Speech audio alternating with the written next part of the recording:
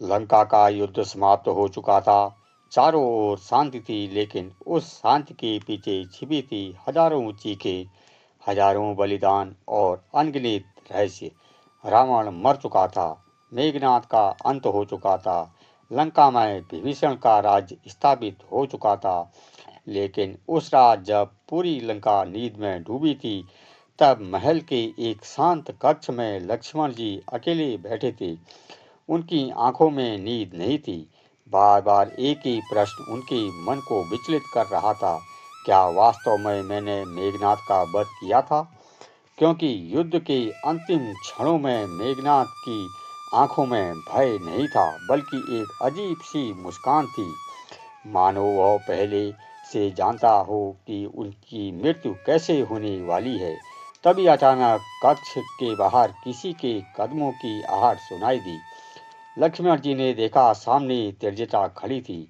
वही त्रिजटा जिसने अशोक वाटिका में माता सीता की रक्षा की थी, लेकिन आज उसके चेहरे पर भय था।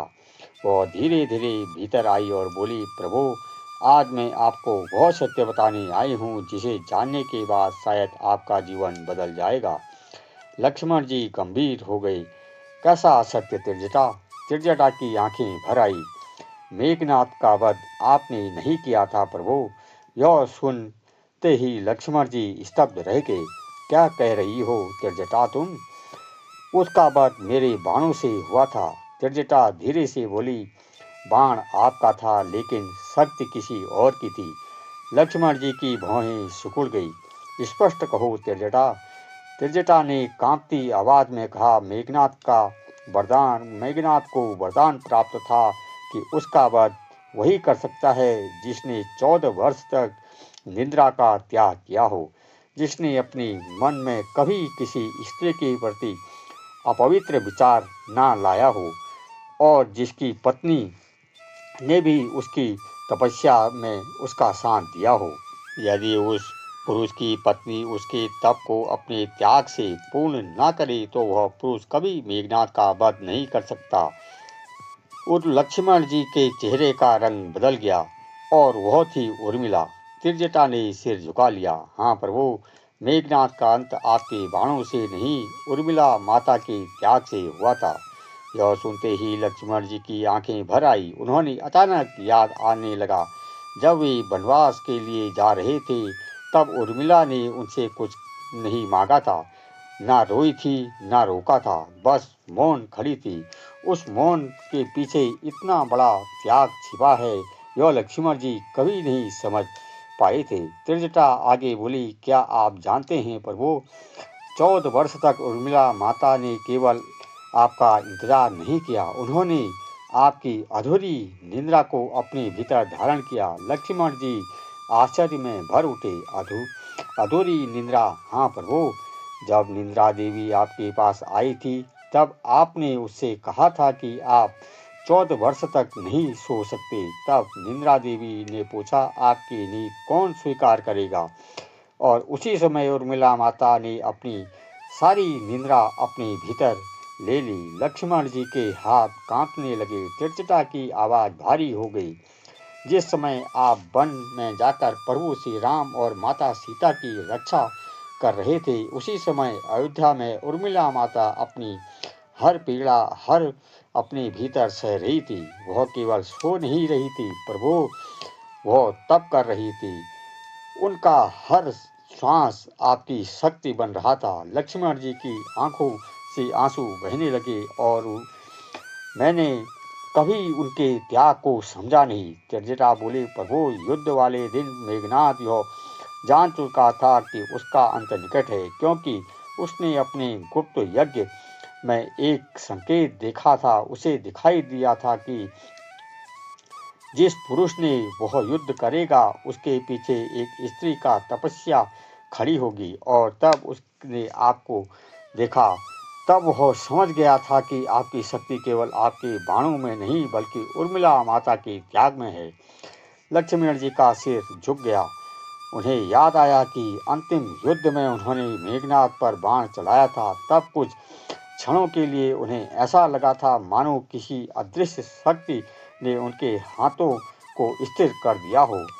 तब उन्हें लगा कि यह प्रभु श्री राम की कृपा है, लेकिन आज उन्हें समझ आया कि वह शक्ति उर्मिला थी। त्रिजटा आगे बोली, मेघनाथ ने मरते समय मुस्कुरा कर कहा था, इसलिए कहा कि लक्ष्मण तुम नहीं जानते तुम्हारी विजय के पीछे कौन खड़ा है।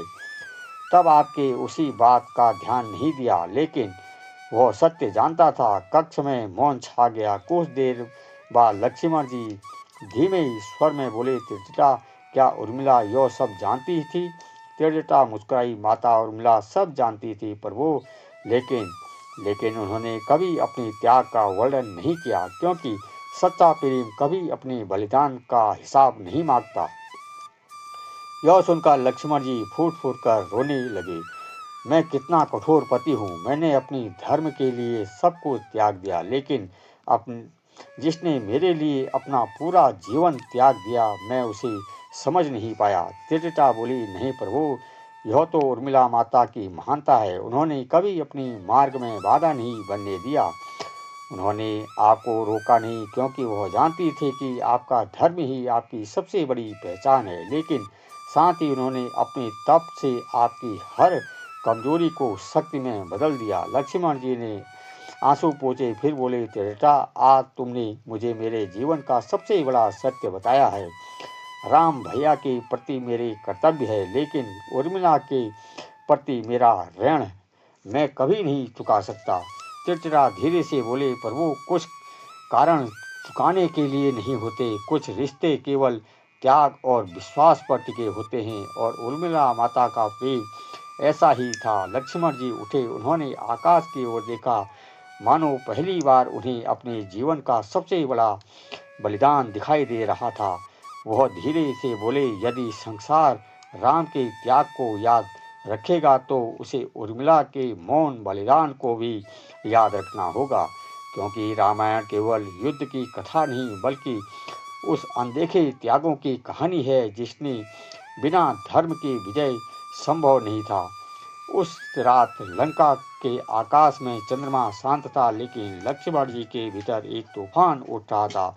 एक ऐसा सत्य जिसने उन्होंने युद्ध से अधिक एक पति बना दिया था, और शायद पहली बार लक्ष्मण जी ने महसूस किया कि मेघनाथ पर विजय पाने से कई कठिन था उर्मिला के त्याग को समझ पाना। सीख ने कई बार जीवन को सबसे बड़ा बलिदान वही लोग देते हैं जो कभी अपने त्याग का वर्णन नहीं करते। सत्य प्रेम अधिकार नहीं मांगता, वह चुपचाप किसी के जीवन की शक्ति बन जाता है। त्रिजटा की बातें समाप्त हो चुकी थी, लेकिन लक्ष्मण जी के भीतर प्रश्नों का तूफान उठ चुका था। उनकी आंखें नम थी, वह बार बार केवल एक ही नाम सोच रहे थे, उर्मिला। वही उर्मिला जिसे उन्होंने 14 वर्ष तक अकेली छोड़ दिया था, वही उर्मिला जिसने कभी उनकी शिकायत तक नहीं की थी। कुछ देर तक कक्ष में मौन रहा, फिर अचानक लक्ष्मण जी ने त्रिजटा से पूछा, त्रिजटा यदि यह सत्य था तो फिर किसी ने मुझे पहले क्यों नहीं बताया? त्रिजटा धीरे से मुस्कुराई, क्योंकि माता उर्मिला ने किसी को बताने ही नहीं दिया। प्रभु, उन्होंने स्वयं माता सीता से भी यह निवेदन किया था कि उनके त्याग का उल्लेख कभी न किया जाए। लक्ष्मण जी हैरान रह गए, लेकिन क्यों? त्रिजटा की आंखें गहरी हो गई, क्योंकि उन्हें भय था कि यदि आप यह सत्य जान जाएं तो आपका मन विचलित हो जाएगा। आप वन में अपने धर्म से डगमगा सकते हैं, और उर्मिला माता कभी नहीं चाहती थी कि उनके कारण आपके कर्तव्य में बाधा आए। लक्ष्मण जी ने सिर पकड़ लिया, उनकी स्मृतियां उन्हें अयोध्या की ओर खींचने लगी।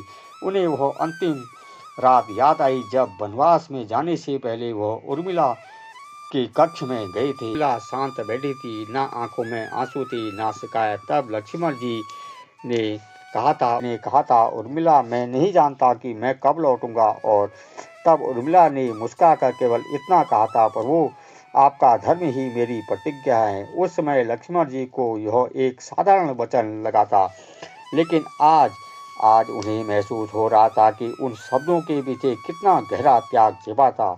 तभी त्रिजटा ने धीरे से कहा, प्रभु क्या आप जानते हैं मेघनाथ आपकी नहीं उर्मिला माता की तपस्या से भयभीत था। लक्ष्मण जी ने आश्चर्य से उनकी ओर देखा, क्या मतलब? त्रिजटा बोली, युद्ध में कई वर्ष पहले मेघनाथ ने कठोर तप करके एक गुप्त वरदान प्राप्त किया था। उसे वर मिला था कि संसार का कोई भी योद्धा उसे पराजित नहीं कर सकता जब वह उस योद्धा के पीछे किसी स्त्री का पूर्ण त्याग न हो। योद्धा, क्योंकि मेघनाथ जानता था कि पुरुष की सबसे बड़ी शक्ति उसके अस्त्र नहीं बल्कि उसके पीछे खड़ी स्त्री की तपस्या होती है। लक्ष्मण जी शांत होकर सुनते रहे। त्रिजटा आगे बोली, इसलिए जब मेघनाथ युद्ध भूमि में आपके सामने आया तब वह बार बार अपनी आंखों में देख रहा था और जानता था कि वह वास्तव में कोई स्त्री आपके पीछे इतना बड़ा त्याग कर रही है। और फिर जब उसने अपने शरीर से वह तेज निकलते देखा तो केवल त्याग से उत्पन्न होता है और जो वह समझ गया कि उसकी मृत्यु निश्चित है। लक्ष्मण जी की आंखें फैल गई। तो क्या मेघनाथ पहले ही मर चुका था? त्रिजटा बोली, नहीं प्रभु, वह मृत्यु से नहीं डरा। तो दोस्तों, यह थी आज की वीडियो। आपको कैसी लगी हमें कमेंट बॉक्स में ज़रूर बताइए। अगर आपको यह वीडियो पसंद आई है तो इसे लाइक करें, शेयर करें, चैनल को सब्सक्राइब करना ना भूलें। लेते हैं आपसे विदा। जय सिया राम, हर हर महादेव।